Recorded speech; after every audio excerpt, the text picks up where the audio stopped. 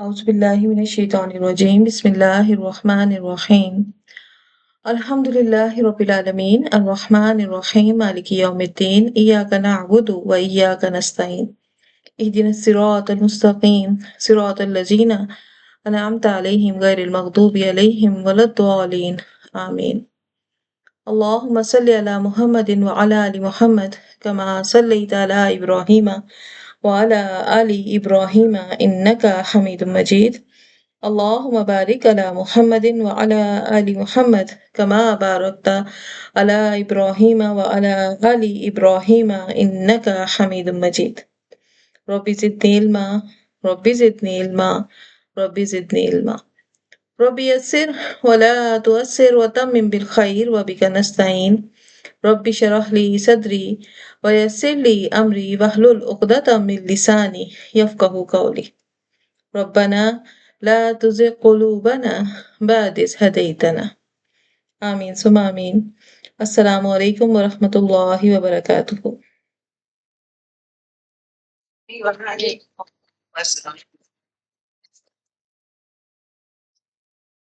الحمد للہ ہماری رمضان تیاری کی آج تیسری کلاس ہے. آج کی کلاس کا ہمارا موضوع ہے تراویح. آج ہمارے ساتھ اس کلاس میں نکہت خالد ہیں، بختاور، آمنہ عبداللہ، مدیحہ، اینی، صوبیہ، تعظیم، یاسمین، رانی، مونا، سلونی، آسیہ، سبیحہ، نیلم صفدر. کلاس میں ایڈ کرتی جائیں گی نکہت خالد، تاکہ وہ تمام بچیاں جنہوں نے اپنے نام لکھوائے ہیں انہیں نوٹیفیکیشن ملتا رہے. اللہ تعالیٰ ہمیں اس کلاس سے بھرپور فائدہ حاصل کرنے کی توفیق عطا فرمائے، اور اللہ رب العزت سے دعا ہے کہ اللہ تعالیٰ ہمارے لیے اس کلاس کو فائدہ مند ثابت کرے. ہماری یہ کلاس تراویح کے موضوع پر ہے، اور ہم یہ بات جانتے ہیں جیسے ہی رمضان کی بات ہوتی ہے تو تراویح کے احکام اور مسائل بھی ہمارے سامنے بیان کیے جاتے ہیں، اور رمضان اور تراویح ہم ہمیشہ ایک دوسرے کے ساتھ لازم و ملزوم سمجھتے ہیں. تراویح کی یہ نماز کب سے ایجاد ہوئی، کب تھی، کیا اس کا ذکر قرآن پاک میں ہے نہیں ہے، اس کے کیا فضائل ہیں، اور کتنی پڑھنی چاہیے، کس طریقے سے پڑھنی چاہیے، آج ہم اس ساری باتوں پر تفصیل سے بات کریں گے. لہٰذا اپنے پاس کاپی پینسل رکھیے گا، کیونکہ کل کی کلاس جو کہ شب برأت کی تھی اور چند بچوں کی بہت ریکویسٹ پر ہم نے اسے کلاس میں شیئر کیا تھا، لیکن آج کی کلاس کی کوئی شیئرنگ نہیں ہوگی، اس لیے بچیاں حاضر باش ہو کر بیٹھیں اور بڑے کھلے دماغ کے ساتھ سارے کاموں سے فارغ ہو کر مکمل توجہ سے سنیں گی اور سمجھیں گی، اور جتنے سوال آپ لوگوں کے ذہن میں آ رہے ہیں اس کو اپنے سامنے رکھتے ہوئے آپ نے اس کا سوال بھی کرنا ہے. پہلا سوال ہمارے پاس یہ آتا ہے، تراویح ہے کیا؟ تراویح کہاں سے اسٹارٹ ہوئی اور تراویح کے بارے میں کہاں سے احکام ملتے ہیں؟ تو تراویح ہے کیا؟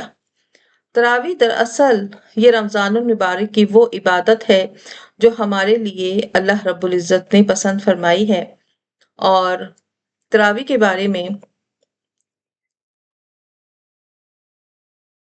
ایک منٹ ہولڈ کی جگہ میں بچوں کو ایڈ کرتی جاؤں. نکہت آپ ساتھ ساتھ بیٹا بچوں کو ایڈ کیجئے، میرے پاس نوٹیفیکیشنز آ رہے ہیں. جی.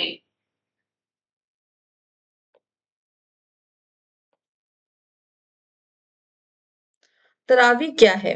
تراویح جو ہے یہ رمضان المبارک میں عشاء کے بعد پڑھی جانے والی خصوصی سنت نماز ہے، اور اسے تراویح اس لیے کہتے ہیں کہ یہ ہر 4 رکعت کے بعد ہم جو کہ تھوڑی دیر کے لیے بیٹھتے ہیں، تو وہ تھوڑی دیر کے لیے بیٹھنا، آرام کرنا ترویحہ کے معنی میں آتا ہے. تو چونکہ یہ ترویحہ کے معنی میں ہے، اس لیے اس نماز کو کہ ہم ہر 4 رکعت کے بعد ہم بیٹھتے ہیں، تھوڑی دیر تسبیح کرتے ہیں اور پھر اگلی 4 رکعت کے لیے ہم کھڑے ہو جاتے ہیں، تو اسے ترویہ کہا جاتا ہے، اور ترویہ سے تراویح بن گیا. تراویح کب سے ہے؟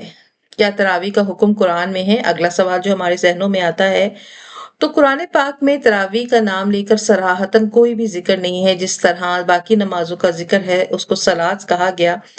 اور لیکن تراویح میں سوائے فرض نمازوں کے کسی بھی اور نماز کا ذکر نہیں ہے، اور صرف فرض نمازیں جو ہم پر 5 وقت اللہ تعالیٰ نے فرض کی ہیں، فجر، ظہر، عصر، مغرب اور عشاء، تو ان 5 نمازوں کے علاوہ اگر کسی اور نماز کا ذکر ہے تو وہ قیام اللیل ہے، راتوں کو قیام کرنا، راتوں کو نمازوں کے لیے کھڑے ہونا، تو اس میں تہجد بھی شامل ہے اور تراویح کی نماز بھی شامل ہے۔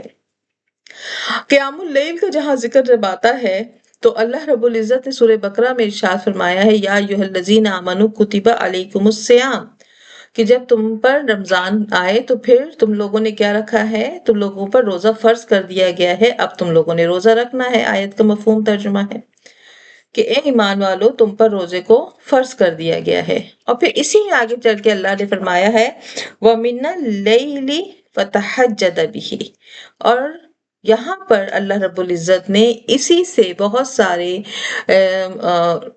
اور مفسرین نے یہ بات اخذ کی ہے کہ یہ سورہ اسراء کی جو یہ آیت ہے، اس میں اللہ رب العزت نے جو تہجد کا کہا ہے، رات کے وقت قیام اللیل، یہ رات کے وقت جو نماز کا ذکر کیا گیا ہے، اس سے تراویح کی نماز مراد ہے۔ لیکن یہ بات کلیئر ہے کہ تراویح کی نماز کا ذکر پورے قرآن میں کہیں نہیں، وجہ اس کی یہ ہے کہ سنت کا بھی ذکر نہیں ہے۔ قرآن پاک میں صرف فرائض کا ذکر کیا جاتا ہے، اور فرائض کے بعد باقی جتنے بھی معاملات ہیں، ان فرائض کو کیسے کرنا ہے، کس طرح کرنا ہے، کب کرنا ہے، اس کے آگے پیچھے کیا کیا لوازمات رکھنے ہیں، یہ سب ہمیں سنت سے معلوم چلتا ہے۔ تو اب ہم آ جاتے ہیں سنت کی طرف، کیونکہ قرآن صرف فرض کو بتاتا ہے، قرآن سنت کو ایکسپلین نہیں کرتا، اور تراویح کی نماز بالاجماع امت فرض نہیں ہے، سنت کے درجے میں ہے۔ اب کیا حضور صلی اللہ علیہ وآلہ وسلم نے تراویح کی نماز اپنی زندگی میں پڑھی یا نہیں پڑھی؟ اب اگلا سوال ہمارے پاس یہ آتا ہے۔ پہلا سوال تو ہمارے سامنے کلیئر ہو گیا کہ تراویح کی نماز وہ نماز ہے جسے اللہ رب العزت نے اپنے قرآن پاک میں ذکر نہیں کیا گیا، اور ہمیں یہ بھی پتا ہے کہ تراویح کی نماز جو ہے ترویہ سے نکلی ہے، اس کے معنی کیونکہ ہر 4 رکعت کے بعد ہم لوگ تھوڑی دیر کے لیے ٹھہرتے ہیں، تو تھوڑی دیر کے لیے جب ٹھہرتے ہیں تو پھر وہی تراویح میں اسی وجہ سے اس کو تراویح کہا جاتا ہے۔ قرآن پاک میں صراحتاً تراویح کا نام نہیں لیا گیا، البتہ قیام اللیل کی اصل موجود ہے، جو سورہ البقرہ کی آیت نمبر 183 میں ہے اور العصر کی آیت نمبر 79 میں ہے۔ اب آ جاتے ہیں، اچھا فرض نماز تو نہیں ہے تراویح، یہ تو سمجھ میں آ گیا، اب سنت ہے، تو اب آ جاتے ہیں حدیث کی طرف۔ ہمیں احادیث اس معاملے میں بہت زیادہ ملتی ہیں، اور احادیث کا جب ذکر کرتے ہیں تو سب سے بڑی حدیث بخاری اور مسلم۔ ہمیں ہر حدیث کی کتاب جب ہم پڑھنے لگتے ہیں تو اس میں سب سے پہلے ہمارا رابطہ جو ہوتا ہے وہ بخاری اور مسلم کی طرف ہوتا ہے، کیونکہ بخاری اور مسلم کا شمار جو ہے وہ صحیحین میں ہوتا ہے، وہ احادیث جو متواتر راویوں کے ذریعے ہم تک پہنچی ہے۔ تو وہاں پر جو ہمیں حدیث ملتی ہے وہ نبی پاک صلی اللہ علیہ وآلہ وسلم نے فرمایا کہ جو شخص ایمان اور ثواب کی نیت سے رمضان میں قیام کرتا ہے، اس کے پچھلے گناہ معاف کر دیے جاتے ہیں۔ اور پھر قیام الرمضان سے تمام مفسر جو محدثین ہیں ان کا یہ اجتماع ہے کہ یہاں پر جو آپ نے قیام فرمایا ہے، اس قیام سے مراد تراویح کی نماز ہے۔ اور اب یہ سوال پیدا ہوتا ہے کہ ٹھیک ہے، اگر آپ صلی اللہ علیہ وسلم نے فرمایا ہے تو کیا آپ صلی اللہ علیہ وآلہ وسلم نے اسے اپنی زندگی میں کیا؟ کیا آپ صلی اللہ علیہ وآلہ وسلم نے اسے سکھایا؟ تو حضرت عائشہ فرماتی ہیں نبی کریم صلی اللہ علیہ وآلہ وسلم چند راتیں صحابہ کے ساتھ قیام کرتے تھے، اور پھر کچھ راتیں قیام کرنے کے بعد آپ صلی اللہ علیہ وآلہ وسلم جو ہیں پھر رک جاتے تھے، اور پھر جاتے تھے، پھر قیام کرتے تھے۔ تو اس کی وجہ پوچھی گئی تو یہ بتائی کہ اگر میں مستقل ایک سنت پر عمل کرتا رہوں گا تو یہ تو مجھے ڈر ہے کہ کہیں یہ فرض نہ ہو جائے۔ تو اس وجہ سے تراویح کی نماز کو کبھی آپ صلی اللہ علیہ وسلم نے اپنی زندگی میں پڑھا اور چھوڑا بھی، کبھی مستقل نہیں رکھا، لیکن صحابہ کرام کے لیے پسند کیا کہ صحابہ کرام اس کو پڑھا کریں۔ اب آپ صلی اللہ علیہ وآلہ وسلم نے خود کتنی رکعتیں پڑھی، اس بارے میں اتنی بحث ہے کہ میں اگر وہ بحث چھیڑوں تو پھر فرقہ وارانہ بحث پہ آ جاتے، تو ہم نے وہ بات کرنی ہے جو ہدایت کے راستے کی ہے، سیدھی بات ہے۔ نبی پاک صلی اللہ علیہ وآلہ وسلم نے رمضان اور غیر رمضان میں اپنی جو تہجد کی نماز اور تراویح کی نماز جسے کہا جاتا ہے، کبھی آپ صلی اللہ علیہ وسلم نے 8 رکعتیں بھی پڑھی ہیں، آپ صلی اللہ علیہ وسلم سے 11 رکعتیں بھی، یعنی 8 رکعتیں تراویح کی اور 3 رکعتیں اس کی بھی شامل ہیں۔ آپ صلی اللہ علیہ وسلم نے 15 رکعتیں بھی جو ہے وہ روایت کی گئی ہیں۔ اس بارے میں بہت ساری احادیث مختلف فی ہے، یعنی آپ نے اس تراویح کی نماز کو اتنی پڑھ کے باقی آپ گھر چلے جاتے تھے، پھر گھر میں باقی نماز پڑھتے تھے، صحابہ کے ساتھ اجتماعی طور پر آپ صرف اتنی نماز پڑھتے تھے، کبھی 8، کبھی 12، کبھی 16 اور کہیں بھی 20 آپ صلی اللہ علیہ وسلم نے نہیں پڑھا، باقی نماز آپ اپنے گھر میں جا کے پڑھتے تھے۔ تو اس لیے صحابہ کرام کے دور میں جب آپ صلی اللہ علیہ وسلم کا انتقال ہو گیا تو معلوم ہوا کہ آپ صلی اللہ علیہ وسلم نے کبھی بھی اپنی زندگی میں ایک تو مستقل روز نہیں پڑھی، کیونکہ آپ صلی اللہ علیہ وسلم کو ڈر تھا کہ کسی چیز پر آپ اگر ریگولرٹی رکھیں گے، مستقل پڑھیں گے تو وہ کہیں فرض نہ ہو جائے، اور اگر تراویح کی نماز فرض ہو گئی تو پھر امت جو ہے وہ مسائل کا شکار ہو جائے گی۔ لہٰذا تراویح کی نماز سنت ہے، کبھی آپ صلی اللہ علیہ وسلم نے پڑھی، کبھی نہیں پڑھی، لیکن امت یہاں پر جو ہے یہ بہانہ لے کے نہ بیٹھ جائے گی کہ ہمارے نبی نے کبھی پڑھی یا نہیں پڑھی تو اب ہم پڑھے نہ پڑھے، نہیں، وہ نبی تھے، لیکن ہو سکتا ہے انہوں نے تنہائی میں ریگولر پڑھی ہو۔ تنہائی کی عبادات تو ہمیں نبی پاک صلی اللہ علیہ وسلم کی نہیں پتا نا، تنہائی میں ہو سکتا ہے انہوں نے روز پڑھی، لیکن آپ صلی اللہ علیہ وسلم کو پسند تھا تراویح کی نماز۔ اب آ جاتے ہیں صحابہ کرام کے دور کی طرف۔ صحابہ کرام میں ہم دیکھتے ہیں آپ صلی اللہ علیہ وسلم کے بعد حضرت ابوبکر صدیق رضی اللہ تعالیٰ عنہ کی خلافت تھی، اور ان کی خلافت 2 سال تک رہی۔ 2 سال میں بھی تراویح کے لیے باقاعدہ جماعت نہیں ہوتی تھی، اگر ہوتی بھی تھی تو کہیں بھی کوئی 8 رکعت پڑھتا تھا، کوئی 12 پڑھتا تھا، اور کوئی جو ہے پوری 20 پڑھتا تھا، اجماع نہیں تھا، کوئی کتنی پڑھتا تھا اور کوئی اپنے سے کچھ اور پڑھتا تھا۔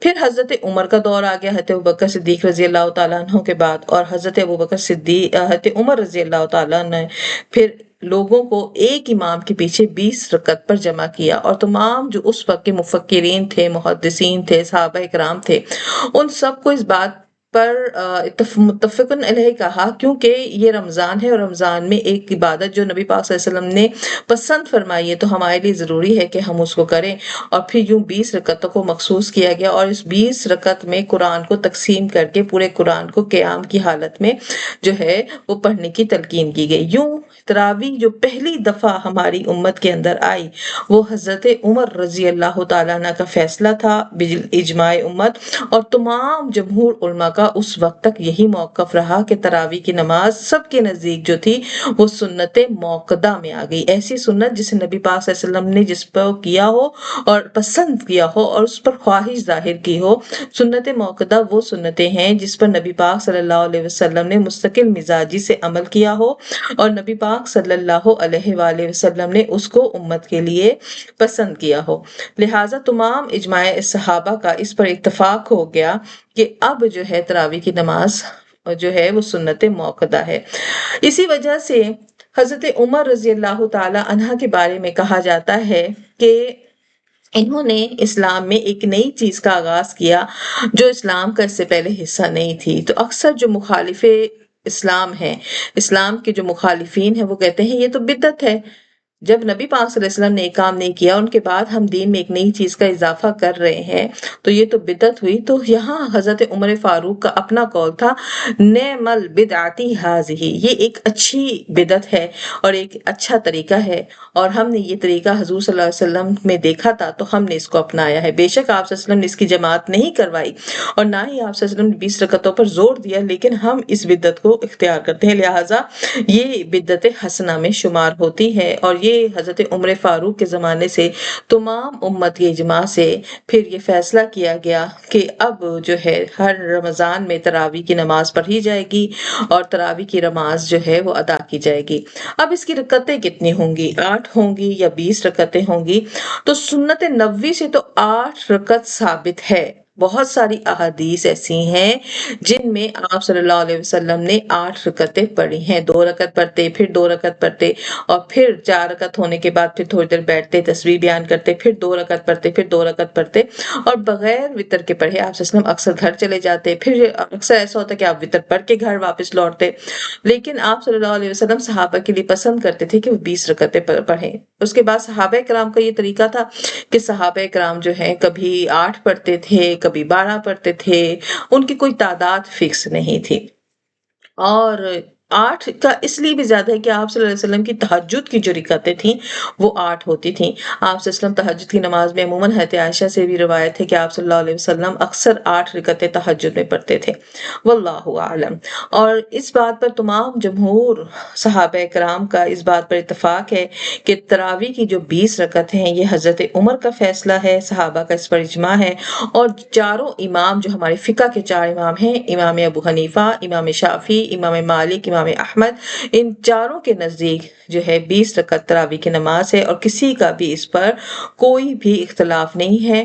اور جو لوگ اب کچھ احادیثوں کا انکار کرتے ہیں، وہ یہ کہتے ہیں کہ نہیں، تراویح کی 8 ہی نماز، ہم وہی کام کریں گے جتنا رسول صلی اللہ علیہ وسلم نے کیا، لہٰذا وہ 8 ہی پڑھتے ہیں. تو نیکی اگر کر ہی جائے تو اس میں کوئی مذائقہ نہیں ہے، کیونکہ یہ ایک سنت عبادت ہے، اور سنت کرنے سے جو ہے سنت کی ادائیگی سے ثواب ہی ملے گا، گناہ نہیں ہوگا. اب آتا ہے کہ ہم اس کو کس طرح سے پڑھیں. تراویح کی جو ہماری نماز ہے اسے ہم نے کیسے پڑھنا ہے. تو تراویح کی نماز میں چار فرض، 4 سنت اور 4 فرض جو آپ کے ہوتے ہیں عشاء کے، وہ پڑھنے کے بعد آپ نے 2 سنت پڑھے، اور 2 سنت کے بعد پھر 2 کر کے آپ نے تراویح کی رکعت کو پڑھنا ہوتا ہے. ہر 2 رکعت پڑھی، پھر سلام پھیرا، پھر 2 رکعت کے لیے کھڑی ہوئی، پھر سلام پھیرا، پھر جب 4 رکعتیں ہوگی پھر بیٹھ گئی، اور کوئی بھی تسبیح بیان کرنی ہے. اول تو تراویح کی جو دعا ہے، جو اکثر آپ لوگ نیٹ پہ سرچ کریں گے آپ کو بڑے آرام سے مل جائے گی، سبحان ذی الملک و ملکوتی، سبحان ذی العزت والعظمت والہیبت والقدرت. تو یہ والی دعا اگر آپ لوگوں کو ملتی ہے تو آپ وہ یاد کریں، یا اپنے پاس جو ہے وہ کسی کاپی پر یا پرنٹ آؤٹ نکال لیں، یا نماز کی کتاب میں یہ دعا موجود ہے، اپنے پاس نماز کی چھوٹی کتاب رکھ لیں. تو ہر 4 رکعت کے بعد آپ اسے تعداد میں پڑھیں، 3 دفعہ پڑھ لیں، 5 دفعہ پڑھ لیں، 7 دفعہ پڑھ لیں، اور پھر اٹھیں گی، پھر 2 رکعت پڑھیں گی، 2 رکعت پھر 4 ہو جائے گی، پھر بیٹھیں گی، اور پھر اسی دعا کو جو ہے پہلے اگر 3 دفعہ پڑھی ہے تو آپ 5 دفعہ پڑھ لیں، پھر کھڑی ہوں گی، پھر 2 کر کے 5 پھر پڑھیں گی، اور پھر بیٹھیں گی، اور پھر اسی دعا کو جو ہے اب 2 اور 7 دفعہ پڑھ لیں. تو یہ دعا آپ اپنے پاس پرنٹ آؤٹ نکال کے رکھ سکتی ہیں. بہت پیاری دعا ہے، اللہ کی بہت پیاری تسبیح ہے، کیونکہ تسبیح کرنی ہے ہم نے یہاں پر، حمد و ثنا کرنی ہے، چاہے وہ سبحان اللہ ہو، چاہے وہ پہلا کلمہ ہو. اگر کوئی اس دعا کے ساتھ کہتے نہیں میں اور زیادہ ذکر کرنا چاہتی ہوں، تو پھر وہ یہ دعا پڑھنے کے بعد جو ہے 33 دفعہ جو ہے پہلا کلمہ پڑھ سکتی ہے، دوسری دفعہ جب بیٹھے گی تو دوسرا کلمہ پڑھ سکتی ہے، تیسرا کلمہ پڑھ سکتی ہے، چوتھا کلمہ پڑھ سکتی ہے. تو یہ ذکر کرنا ہے تاکہ آپ سکون کے ساتھ، اور یہ ٹھہرنا جو ہے بڑے سکون کے لیے ہوتا ہے تاکہ ہم بڑی اطمینان کے ساتھ جو ہے اس کو پڑھ سکیں. تو یوں ہمارے پاس ہو جائے گا. تراویح کی نماز پڑھنے کا یہی طریقہ ہے، 2 رکعت پڑھی، 2 رکعت پڑھی، بیچ میں وقفہ کیا، اور ہر 4 رکعت کے بعد یہ وقفہ آتا ہے. اس وقفے میں اگر آپ کچھ تسبیح نہیں پڑھنا چاہتی، آپ خاموشی کے ساتھ تھوڑی دیر کے لیے بیٹھیں گی تاکہ آپ تھوڑا سا ریسٹ کریں، اور پھر دوبارہ آپ 2 رکعت پڑھیں گی، پھر وقفہ کریں گی، پھر 2 رکعت پڑھیں گی، اور ٹوٹل آپ جو ہے یوں 20 رکعتیں آپ کی مکمل ہوں گی. جب 20 رکعتیں مکمل ہو جائیں گی تو پھر آپ اس کے بعد 3 وتر پڑھ کے اپنی نماز کو مکمل کر لیں گی. یہاں پر یہ سوال بھی پیدا ہوتا ہے کہ وتر کی نماز جو ہے وہ ہمیں کب پڑھنی ہے. تو وتر کی نماز کے بارے میں جمہور علماء کرام یہی کہتے ہیں کہ احادیث مبارکہ یہ آتی ہے کہ وتر کی نماز جو ہے وہ آپ کی رات کی آخری عبادت ہے. لہٰذا وتر کی نماز اگر آپ تہجد پڑھنا چاہتی ہیں تو پھر آپ تہجد کے بعد وتر پڑھیں گی. اگر تہجد کی پابند ہے لیکن آن اینڈ آف تہجد پڑھ رہی ہیں، آپ کو یقین نہیں، اگر اٹھ گئی تو اٹھ گئی، نہیں اٹھی تو نہیں اٹھی، تو پھر آپ تراویح پڑھنے کے بعد 3 وتر پڑھیں گی.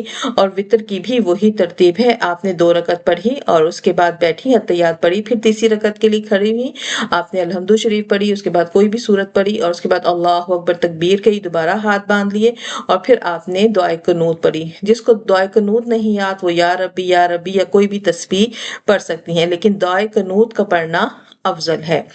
اب سوال یہ پیدا ہوتا ہے کہ ہم نے تراویح کی نماز جب ہم نے پڑھ لی، 20 رکعت ہمیں سمجھ میں آ گیا، ہم نے 20 رکعتیں پڑھنی ہیں، آیا اس میں پڑھنا کیا ہے؟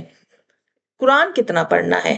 اگر حافظ قرآن ہے، حفاظ ہے، تو پورا قرآن سننا یا سنانا سنت سے ثابت ہے کہ اگر آپ ایک حافظ، اگر آپ امامت کر رہے، جماعت کی نماز ہے. اچھا یہاں پر یہ سوال ضرور اٹھتا ہے کہ ہم عورتیں ہیں، مردوں کے لیے جماعتوں کا اہتمام ہوتا ہے، تو کیا عورت بھی جماعت کی نماز کرے گی؟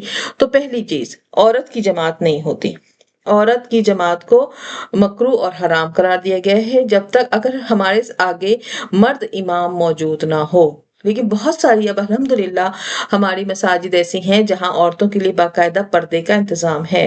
اگر فتنے کا اندیشہ نہیں ہے اور پردے کا مکمل انتظام ہے تو خواتین بھی ان مساجد میں جا کر تراویح کی نماز جماعت کے ساتھ ادا کر سکتی ہیں جو سنت کے مطابق ہو، لیکن شریعت نے یہاں پر پابندی پردہ رکھا ہے، پردہ اور آپ کے انتظام علیحدہ ہو، خلط ملط نہ ہو۔ پھر یہاں کچھ فرقے ایسے ہیں، وہ یہ کہتے ہیں کہ بھئی بیت اللہ میں بھی تو ہم عورتیں مرد ہیں، تو بیت اللہ مسجد جو ہے مسجد الحرام وہ جگہ ہے جہاں ہر وہ چیز باقی جگہوں پر نہیں ہے، وہ دنیا کا وہ حصہ ہے جہاں پر گناہ کرتے ہوئے ڈر بھی لگتا ہے، تو وہ اللہ کا گھر ہے۔ تو اللہ کے گھر کا قانون اور مسجد کا عام مسجد کے قانون میں فرق ہوتا ہے، تو وہاں بھی اخلاط نہیں ہوتا، وہاں بھی نماز کے وقت میں عورتوں کو پیچھے دھکیل دیا جاتا ہے، مرد آگے کھڑے ہوتے ہیں، عورتوں کو علیحدہ یہ نہیں ہوتا کہ ایک مرد ایک عورت ایک مرد ایک عورت کھڑے ہوئے ہیں، اس طرح سے نہیں ہوتا۔ جو وہاں جا چکی ہیں وہ اس چیز کی تصدیق بھی کریں گی۔ لہٰذا جو خواتین جو ہیں ایسا پردے کا انتظام بھی ہے اور فتنے کا اندیشہ نہیں ہے تو پھر آپ کے لیے اجازت ہے، آپ مساجد جا کر جو ہے نماز پڑھ سکتی ہیں۔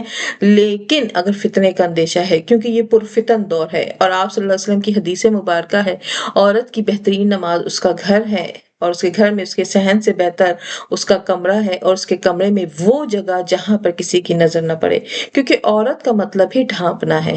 لہٰذا بہترین نماز گھر ہے، بہترین آپ کی عبادت گھر کی عبادت ہے۔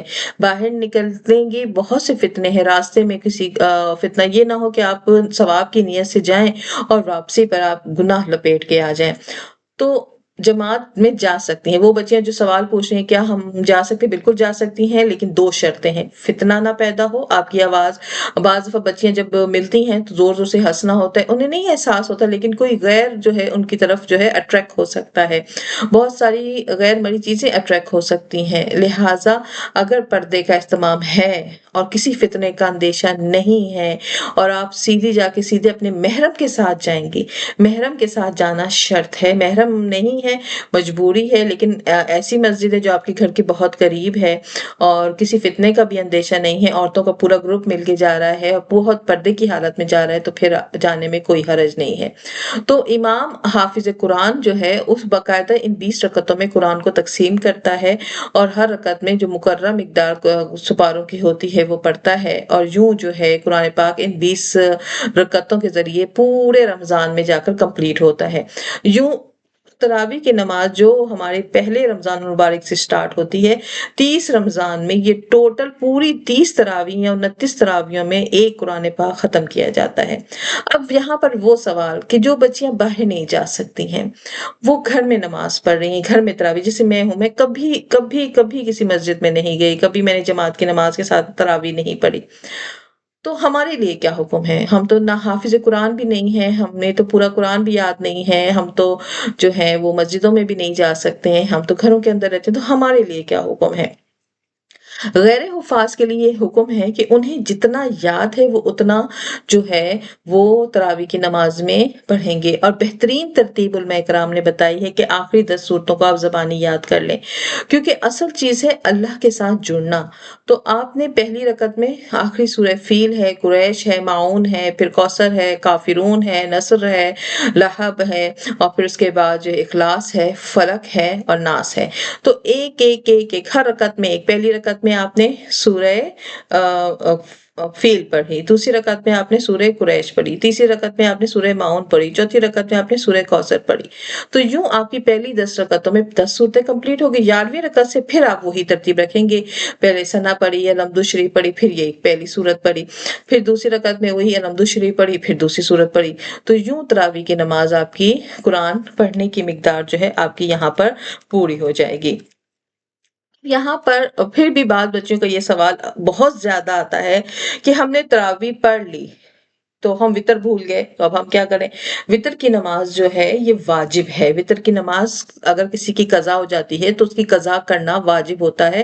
لہٰذا اگر آپ کو سحری سے پہلے پہلے یاد آ گیا کہ آپ نے وتر پڑھنا بھول گئی، تو آپ تو پھر سحری سے پہلے پہلے وتر پڑھیں گی تاکہ آپ کی قضا جو ہے وہ ادا میں شامل ہو جائے۔ وتر کی نماز جو ہے کوشش کریں، اگر آپ تہجد کی پابند نہیں ہیں تو آپ تراویح کی نماز کے بعد پڑھیں، اور اگر آپ تہجد کی پابند ہیں تو پھر تہجد کے بعد ہی آپ وطر پڑھیں گی۔ اور یہ بات یاد رکھیے گا کہ اگر کسی نے وطر پڑھ لیے تو اس میں اس وقت ہمت نہیں تھی، وہ تراویح اس نے نہیں پڑھی، بعد میں اس کا دل چاہ رہا ہے، اٹھی ہے تو دل چاہ رہا ہے کہ اب تراویح جو ہے وہ پڑھے، اور تو پھر اب وہ کیا کریں؟ تو اب وہ پڑھ سکتی ہے، کیونکہ یہ تہجد میں شامل ہو جائے گی، اور تہجد کی نماز میں کتنی رکعتیں ہیں، کتنی ادائیگی کرنی ہے، اس میں کوئی بھی قید نہیں ہے۔ لہٰذا یہ بات اب کلیئر ہو جانی چاہیے ہم سب کے مائنڈز میں کہ تراویح کی نماز جو ہے یہ سنت ہے۔ اب سوال یہاں پر ایک اور پیدا ہوتا ہے، وہ سوال یہ پیدا ہوتا ہے کہ ایک شخص ہے، وہ روزہ تو رکھ رہا ہے تو لیکن وہ تراویح نہیں پڑھ رہا۔ اکثر ہمارے گھروں میں ایسا ہے نا، بچے نہیں جا رہے، جوان بنے بھیجو بھی تو 2 پڑھ کے مسجدوں سے غائب ہو جاتے ہیں، تو روزے رکھ رہے ہیں لیکن تراویح کی نماز نہیں پڑھ رہے۔ تو تراویح کی نماز جو ہے وہ جو نہیں پڑھ رہے ان کا کیا حکم ہے؟ اسی طرح تراویح کا وقت کیا ہے، کس وقت تک ہم تراویح پڑھ سکتے ہیں؟ تو یہ بات جان لیں کہ تراویح کے وقت کے لیے عشاء کے بعد سے لے کر آپ فجر کے وقت تک کسی وقت بھی تراویح پڑھ سکتی ہیں۔ یہ مت آپ نے عشاء کی نماز اپنے وقت پر پڑھ لی، اذان ہوئی، آپ نے فٹافٹ 4 سنت، 4 فرض، 2 سنت پڑھ لیے، پھر اپنے گھر کو سمیٹا، اور پھر آپ نے جو ہے سکون کے ساتھ سارا کام سمیٹنے کا، پھر تراویح پڑھ سکتی۔ نماز آپ نے اپنے وقت پر اول وقت میں پڑھنی ہے۔ تراویح کی نماز کے لیے پوری رات ہے آپ کے پاس، جو ہے صبح کاذب صادق تک آپ کے پاس وقت ہوتا ہے، سحری کے وقت تک ہوتا ہے، آپ تراویح کی نماز پڑھ سکتی ہیں۔ عشاء پڑھنا ضروری ہے، عشاء کی فرض پڑھنا ضروری ہے۔ اس طرح بچے جب مسجدوں میں بھیجیں، یا آپ خود بھی اگر مسجدوں میں جا رہی ہیں تو اپنے فرض پڑھیں گی، عشاء کے فرض آپ نے پڑھنے ہیں، فرضوں کے بعد 2 سنت آپ نے ہر حال میں پڑھنے ہیں۔ یہ فرض نماز، یہ نہیں کہ تراویح کی نماز پڑھنے کی خوشی میں آپ فرض ہی نہیں پڑھ رہی، تراویح کی نماز سے پہلے آپ نے عشاء کی نماز جو ہے پڑھنی ہے، اور اس تراویح کی نماز کے پاس آپ کے پاس لمٹ آ گئی کہ آپ فجر تک اسے پڑھ سکتی ہیں۔ اب کسی نے جو ہے وہ تراویح نہیں پڑھی اور اس نے جو ہے وتر بھی پڑھ لی، اب وہ کیا کرے گا؟ اب وہ تراویح کی نماز رات میں پڑھ سکتے ہیں، اسے اجازت دی گئی ہے۔ اگلا سوال جو ابھی میں نے کہا تھا کہ کسی نے روزہ رکھ لیا لیکن اس نے تراویح کی نماز نہیں پڑھی، تو کیا روزہ جو اس کا متاثر ہوگا تراویح نہ پڑھنے سے؟ تو اس کا روزہ بالکل صحیح ہے، روزے پہ کوئی اثر نہیں، روزہ ایک علیحدہ عبادت ہے، روزہ نہ ٹوٹے گا نہ مکروہ ہوگا، کوئی فرق نہیں پڑتا، کیونکہ روزہ فرض ہے اور تراویح سنت موقتہ ہے، دونوں کا فرض سمجھیے۔ فرض چھوڑنے اور سنت چھوڑنے کا حکم ایک جیسا نہیں ہوتا ہے۔ ہاں، روزے کے ثواب میں کمی ہو جاتی ہے، روزے کا جو اصل ثواب ہے نا وہ کم ہو جاتا ہے۔ جیسے دیکھیں، فرض کا آپ نے فرض پڑھے تو فرض کا ثواب تو آپ کو روزہ پورا ثواب مل گیا نا، اب اس پہ اللہ تعالیٰ نے اضافی اجر رکھا ہوا تھا، اضافی فضیلت رکھی ہوئی تھی، تراویح نہ پڑھنے سے آپ اس فضیلت سے محروم ہو گئے، وہ جو اضافی اجر مل رہا تھا نا آپ اس سے محروم ہو گئے۔ اور حدیث شریف میں آتا ہے کہ رمضان میں جو ایمان اور ثواب کی نیت سے قیام کرتا ہے تو اللہ تعالیٰ اس کی بخشش فرماتے ہیں، اور تراویح پڑھنے سے جو ہے نا ہمیں اضافی مغفرت اور درجات ملتے ہیں، اور اگر ہم اس کو مس کر دیتے ہیں تو ہم ایکسٹرا بونس سے محروم ہو جاتے ہیں۔ اور روزے سے اس کا کوئی تعلق نہیں، تراویح ایک علیحدہ عبادت ہے اور روزہ ایک علیحدہ عبادت ہے، لہٰذا یہ ایک دوسرے کے ساتھ کنیکٹڈ ضرور ہیں، ایک دوسرے کو پش ضرور کرتے ہیں، ایک دوسرے کو جو ہے اوپر ضرور کرتے ہیں، لیکن یہ دونوں ایک علیحدہ عبادت ہے۔ اب کیا تراویح کی نماز مس کر دیں؟ ہم کہہ رہے ہیں کہ نہیں بھئی ہم فرض ہی ادا کر لیں، ہم میں اتنی طاقت ہے، کون مس کر سکتا ہے؟ تو یہ سوال پیدا ہوتا ہے۔ اکثر سستی ہوتی ہے، غفلت ہوتی ہے، تو اگر کوئی سستی اور غفلت کی وجہ سے اس کو چھوڑ رہا ہے کہ بھئی میں نہیں پڑھ سکتا، مجھ میں ہمت نہیں ہے، یا فون میں لگا ہوئے وقت ختم ہو گیا، یا سو گیا، اس نے نہیں اتنی توجہ دی، تو پھر ظاہر سی بات ہے فقہا کہتے ہیں یہ تو ناپسندیدہ عمل ہے کہ آپ جو ہے سستی کر رہے ہیں، غفلت کر رہے ہیں۔ 1 مہینہ عبادت کا آتا ہے، کیا ہوتا ہے تھوڑی سی جان پر سختی کر لیں، اٹھیں وضو کریں، کھڑے ہو جائیں اللہ کے ہاں، ہو سکتا ہے کہ ہم اس وقت اللہ کے راضی کر لیں اور اللہ ہم پر رحم کر دے، کیونکہ تراویح کی نماز اللہ کے پسندیدہ بندے صالحین ہی پڑھنے کی ہمت کرتے ہیں، ہر کسی کے بس کی بات نہیں ہوتی تراویح کی نماز۔ اب کون لوگ چھوڑ سکتے ہیں؟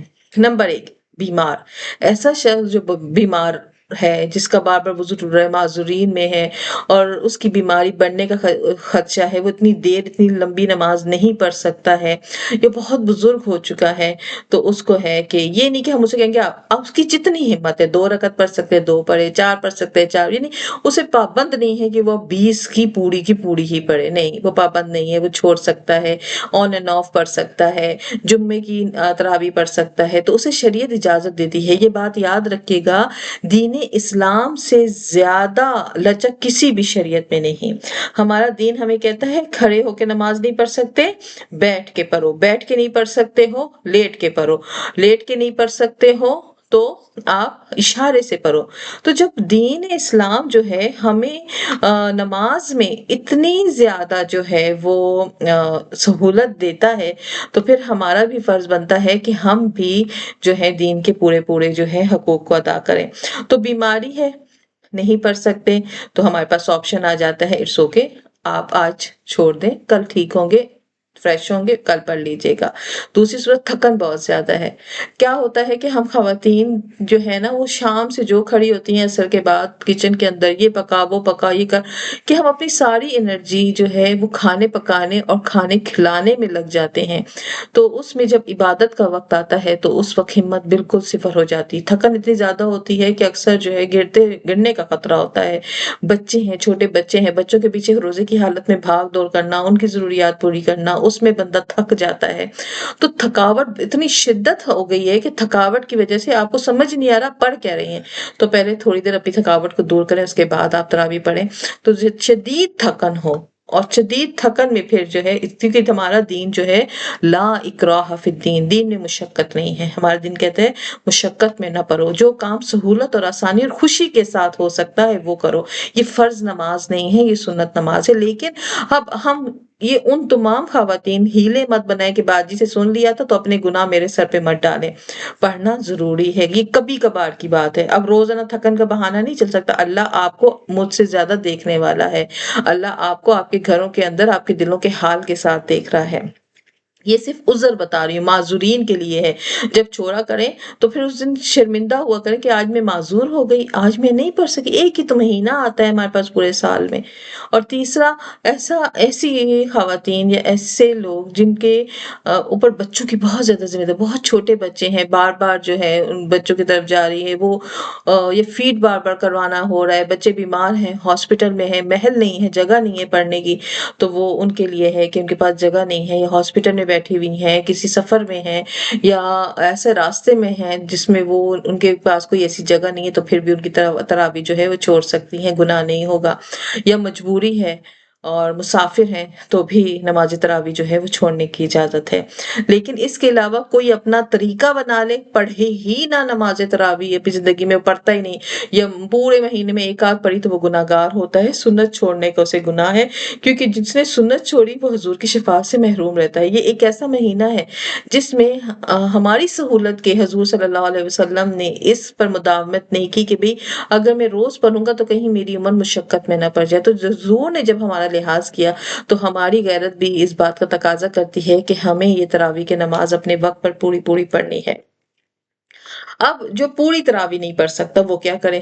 ہم میں سے بہت ساری بچیاں ہیں نا جن کے گھٹنے کی تکلیف ہے، یا جن کو کوئی ایسا عذر ہے، بار بار وضو ٹوٹتا ہے، بار بار وضو کرنا مشقت کر رہا ہے، پوری تراویح 20 نہیں پڑھ سکتی، تو شریعت نے ہمت پر چھوڑا ہے، آپ کی جتنی ہمت ہے، آپ 8 پڑھ سکتی ہیں 8 پڑھیے، آپ 12 پڑھ سکتی ہیں 12 پڑھیے، آپ 20 پڑھ سکتی ہیں 20 پڑھیں، لیکن کوشش کریں زیادہ سے زیادہ، کیونکہ یہ ایک مہینہ ہے، شریعت میں سختی نہیں ہے، یہ بات میں بار بار کہتی ہوں۔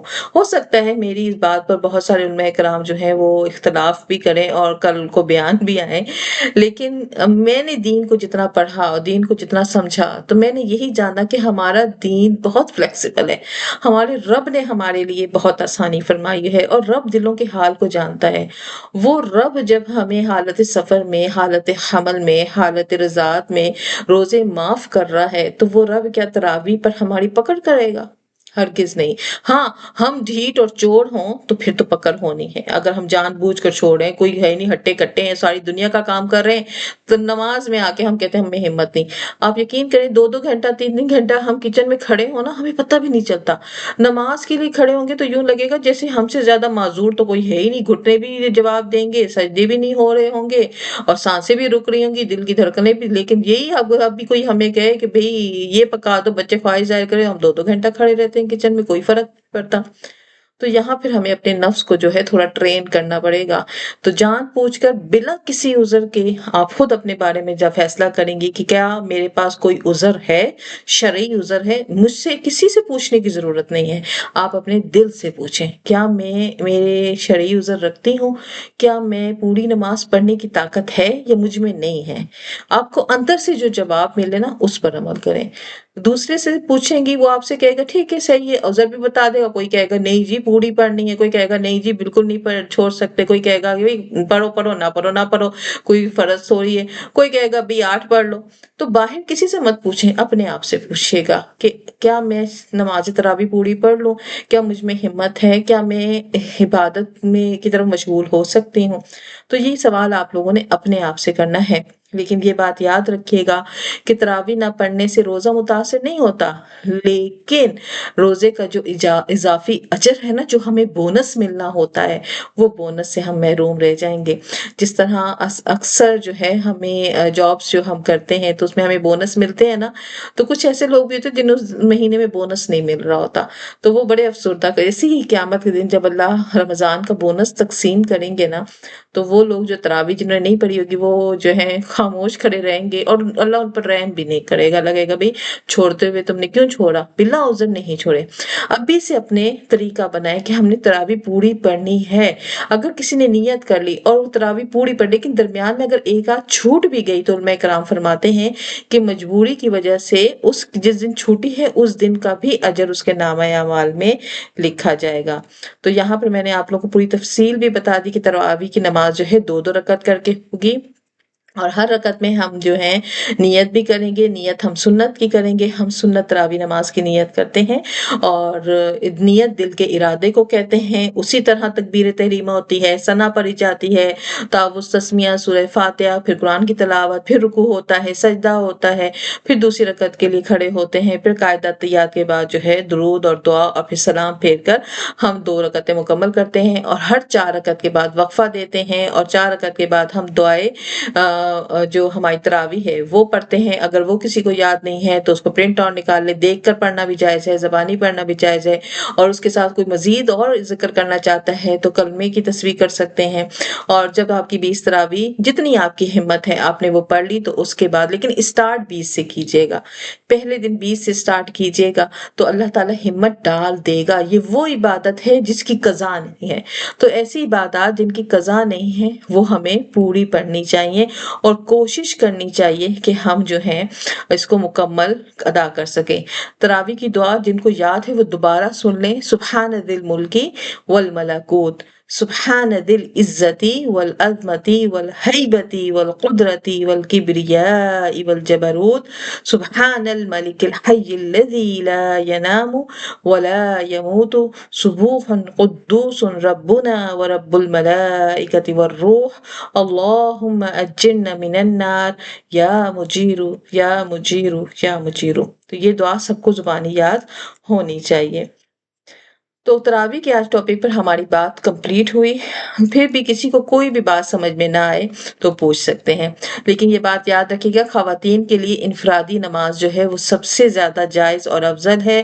لیکن اگر آپ کے گھر کے پاس یا آپ کے گھر سے محرم کے ساتھ آپ ایسی مساجد ہیں جہاں پر خواتین کے لیے جو ہے اہتمام ہے تو وہ وہاں جا سکتی ہیں.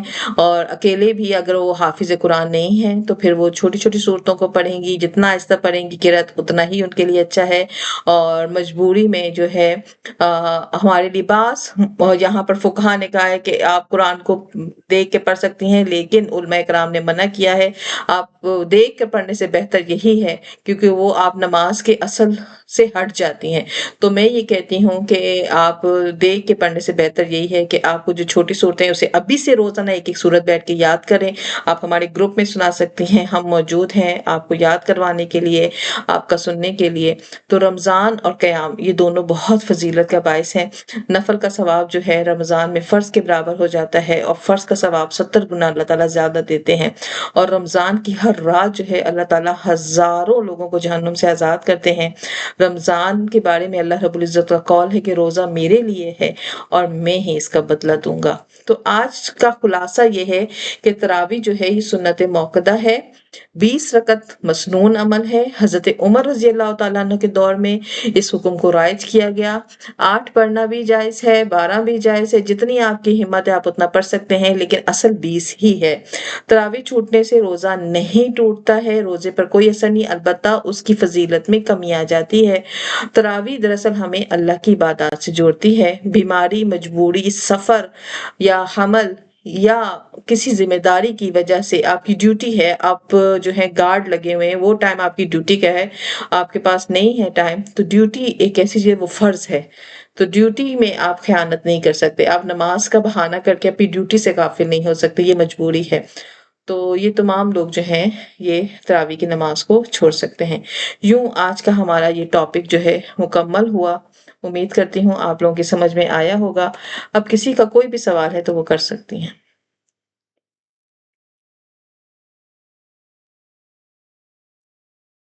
جی،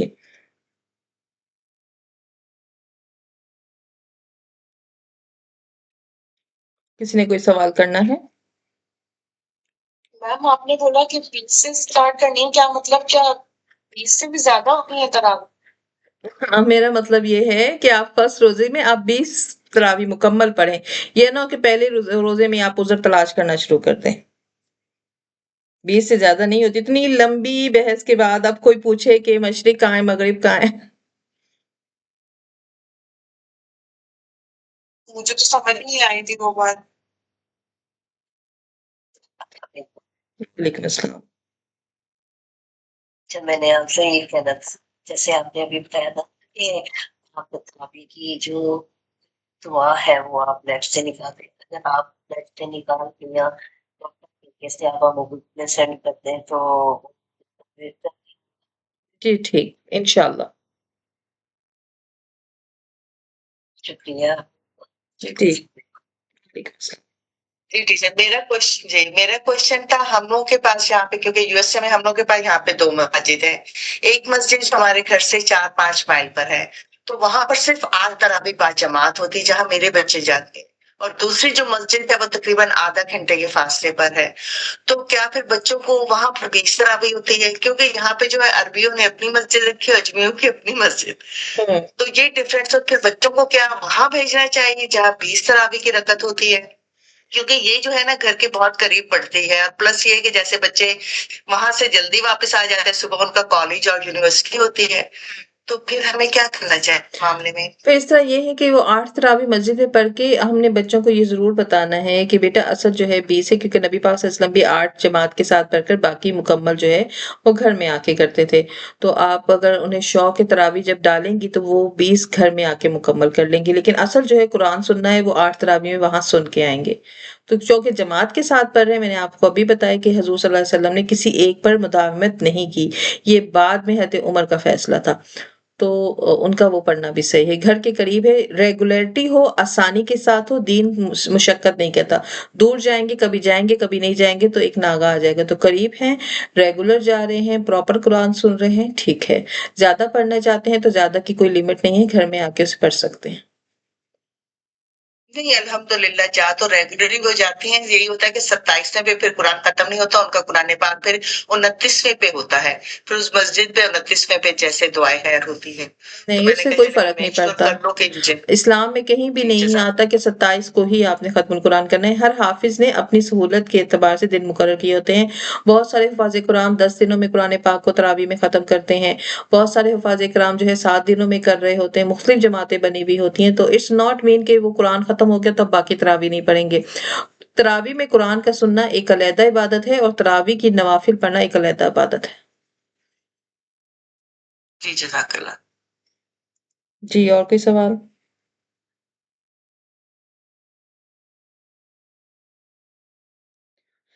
چلیے جی، اپنی دعاؤں میں یاد رکھیے گا، اللہ رب العزت ہم سب کے لیے آسانی والا معاملہ فرمائے اور اللہ تعالیٰ ہمیں قرآن پاک کو بہترین طریقے سے سمجھنے والا بنائے اور ان لوگوں میں شامل فرمائے جو قرآن پاک کو بہترین طریقے سے سمجھ سکتے ہیں اور اس کے احکام کو اپنی زندگی میں لاگو کر سکتے ہیں۔ اللہ تعالیٰ ہمیں قرآن پر عمل کی توفیق دے، سنت نبی حضرت محمد مصطفیٰ صلی اللہ علیہ وسلم کو سمجھنے کی توفیق دے، ہمارے دلوں میں صحابہ کرام کے احترام اور اکرام کو مناسب جگہ عطا فرمائے اور ہمارے دلوں میں اللہ تعالیٰ قرآن کی محبت بھر دے، حضور صلی اللہ علیہ وسلم کی سنت کی محبت بھر دے اور ہمارے عمل کو اللہ ویسا بنا دے جیسے اس کی چاہے اور ہمیں ہمیشہ ہدایت کے راستے پر رکھے، دین میں بدعتوں سے محفوظ فرمائے، حق بات بولنے کی اور حق بات کہنے کی توفیق عطا فرمائے۔